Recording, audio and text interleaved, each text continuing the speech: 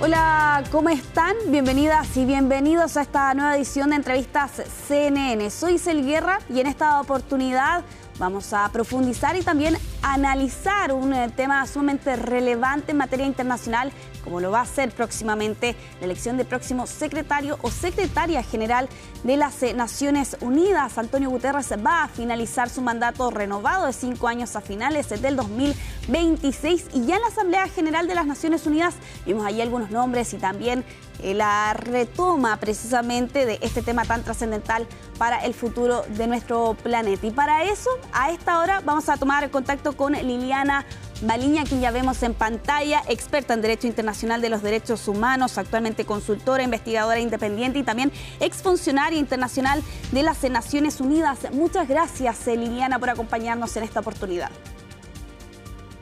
Muchas gracias, encantada y un gusto.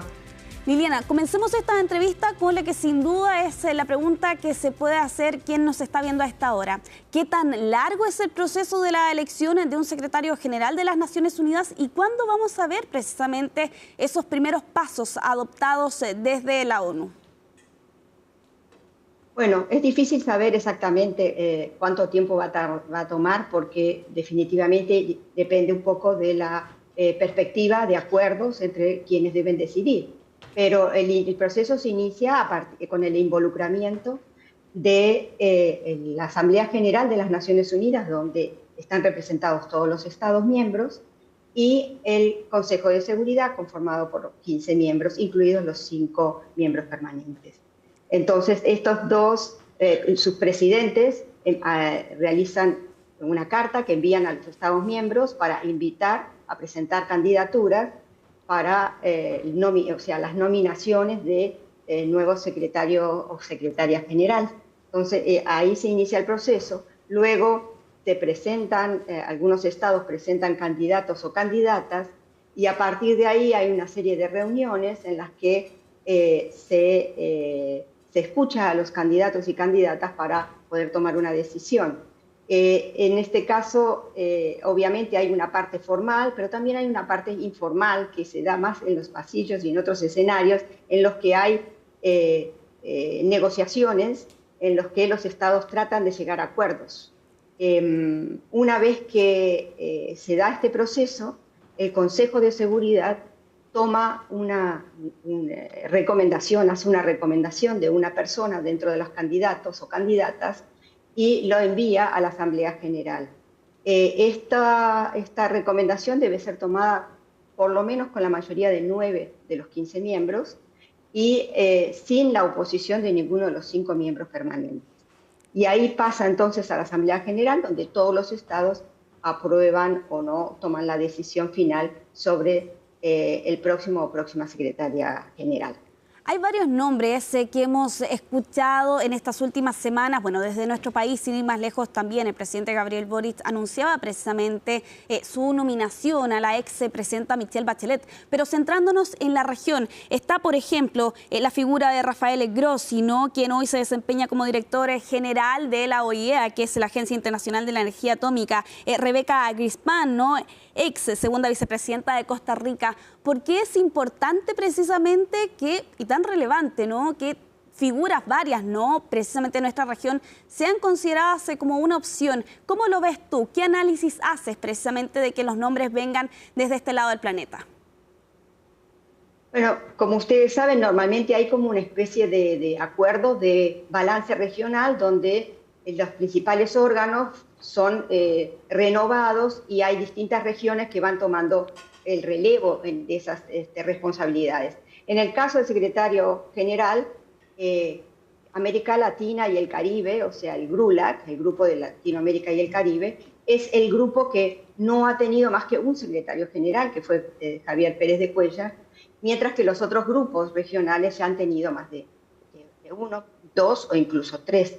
Entonces, por eso se piensa que en este caso América Latina tendría una prioridad, por lo menos no es algo escrito, pero es algo que es la práctica, y en este caso la región de América Latina y el Caribe, y también se habla mucho del potencial de que pueda ser una mujer por primera vez También se habló de la misma manera en la última elección de secretario general y no se dio, o sea, fue Guterres, como ustedes saben, pero tal vez esta vez hay una fuerza mayor para empujar a las mujeres.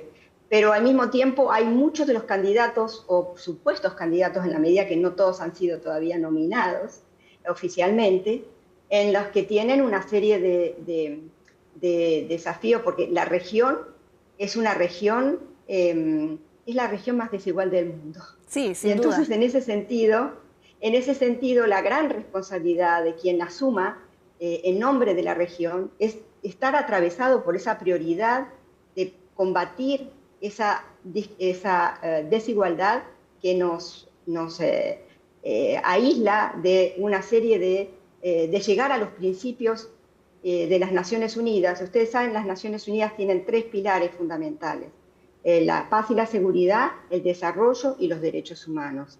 Y ese equilibrio entre esos 3 pilares es fundamental y es un gran desafío, porque hasta ahora han tenido bastante dificultad en ponerlos en el plano correcto, ¿no? Sí, eso, y también llevándolo al plano de la organización total. ¿Cuáles ves tú podrían ser los desafíos que va a tener que enfrentar también el próximo secretario o secretaria general de las Naciones Unidas, teniendo en cuenta además el contexto de conflictos que hay actualmente en el planeta, también denuncias de violaciones a los derechos humanos y también el cuestionamiento que hay precisamente al rol que tienen las Naciones Unidas precisamente para hacer frente a estas desigualdades y a estos conflictos? ¿Cómo ves tú precisamente esos desafíos? Bueno, creo que siempre el rol de un secretario general es un rol difícil y absolutamente importantísimo, pero al mismo tiempo esta vez estamos hablando de un momento bisagra, porque es un momento donde yo diría que hemos estado como en un péndulo. Desde la creación de la organización hemos tenido como un periodo de construcción de convicciones, de construcción de lo que son esos 3 objetivos, principios, pilares de las Naciones Unidas y de acuerdos en torno a esos pilares. Y hoy estamos como en un proceso casi de desconstrucción, en donde muchas de estas principios y de estos pilares y de estos elementos en torno a estos pilares que han sido construidos con una convicción y con un cierto consenso, hoy están siendo cuestionados. Y está siendo cuestionada la organización, hay un debilitamiento importantísimo de los espacios multilaterales en general, y entonces eso hace que la nueva o el nuevo secretario general tenga que asumir un rol con muchísimo más, yo diría, coraje, innovación y una mirada estratégica profunda para posicionar y resignificar de alguna manera esos pilares y esos principios a la luz de la situación actual. Es como asumir cómo tienen un rol hacia adentro y hacia afuera, ¿no? Porque toma un organismo en crisis, en un mundo en crisis. Y entonces, ¿cómo fortalecer adentro para que la organización pueda salir al frente de las críticas que ha recibido por falta de transparencia, por insuficiente eficiencia, extremada burocracia, etcétera, y hacia afuera el estar sentado en la mesa de los diálogos y de ser esa plataforma que pretendía ser en su creación y no ser un testigo como hoy, por ejemplo, en términos de visualizar acusaciones de genocidio y estar fuera de la mesa de poder impulsar la paz, que es uno de los grandes desafíos que tiene la organización. Liliana, ya para ir cerrando, y precisamente en alusión a algo que tú mencionó respecto de la crisis en la que está en este organismo, ¿cómo ves tú el rol del secretario general de las Naciones Unidas? ¿Crees que ha perdido peso conforme han avanzado las décadas y particularmente teniendo otras figuras mucho más potentes, podrían decir algunos, como por ejemplo, hoy en día es el presidente de Estados Unidos, Donald Trump? ¿Cómo ves tú la figura? ¿Tiene peso todavía el secretario general de las Naciones Unidas? Podría tener mucho más. Tiene poco peso en relación a lo que fue la creación de la organización. porque también tenía un contexto determinado, donde se buscaba tratar de cerrar una página muy dolorosa de la historia mundial y de tratar de tener una plataforma de diálogo y de negociaciones y de acuerdos para evitar y disminuir, prevenir, mitigar las posibilidades de conflictos. Y hoy tenemos conflictos que no solamente tienen que ver con conflictos armados, de guerras, etcétera, tiene que ver con las crisis humanitarias, las crisis ambientales.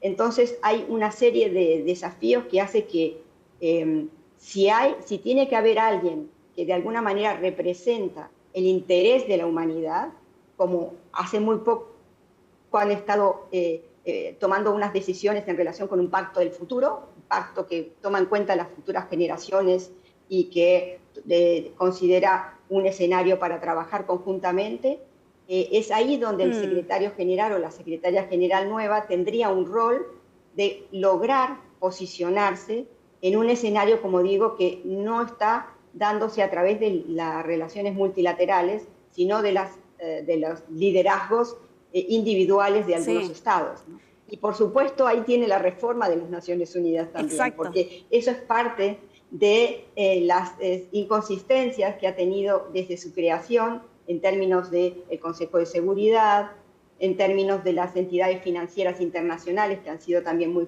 cuestionadas. Hay una serie de pendientes en términos de reforma que no solamente dependen obviamente de la organización, sino sobre todo de los estados, pero en esos escenarios es donde se puede promover, gestionar espacios para llegar a esos acuerdos de transformación, porque lo que se necesita es transformar. Exactamente. Muchas gracias, Liliana Baliña, experta en Derecho Internacional de los Derechos Humanos, actualmente consultora, también investigadora independiente y exfuncionaria internacional de Naciones Unidas, por este análisis. La verdad es que podríamos estar hablando en extenso, por cierto, del rol del secretario general de las Naciones Unidas y también, por cierto, de la figura de Naciones Unidas. Muchas gracias por acompañarnos en Entrevistas CNN. Muchas gracias y muy buenos días para todos y para todas. Bueno, y ustedes también, muchas gracias por acompañarnos en Entrevistas CNN. Continúen en la sintonía de nuestro canal.